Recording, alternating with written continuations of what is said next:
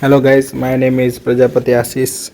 My roll number is 678. I am in Division F. I am studying in SDGen Commerce College. I discuss about the difference between the formal and informal mail. Formal mail. The purpose is send important and business message, respond to queries, sales and marketing proposals. Informal mails. The purpose is just to communicate or to message for having a informal meetings. Formal mails. Formal mails can be solicited or unsolicited. Now, informal mail they can be solicited, however, mostly they are unsolicited. Formal mails. Identify the audience is the most critical part of the mail. The whole structure and tone of the mail depend on the target audience. Informalness. The target audience is usually friends or family. Formal means, for instance, tone of email for assigning tasks to your staff is totally different than replying to complaint of a customer.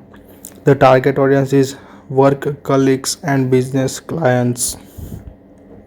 Formal means subject line is like to headline a newspaper. Informal means no particular subject required for informal means. However, if the email is for a particular purpose, it is better to replicate such purpose in the subject. Formal means subject should be giving a basic idea about the purpose of email. Style and accuracy. Professional format, use of paragraphs. The accuracy, spelling, punctuation, and grammar is required. Easy. Thanks you for your response.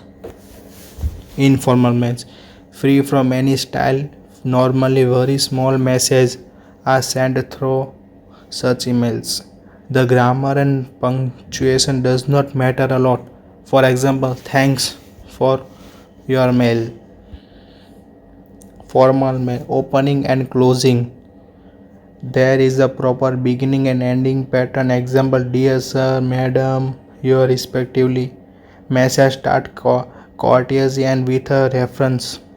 Closing with a courteous line and with signature of the senders.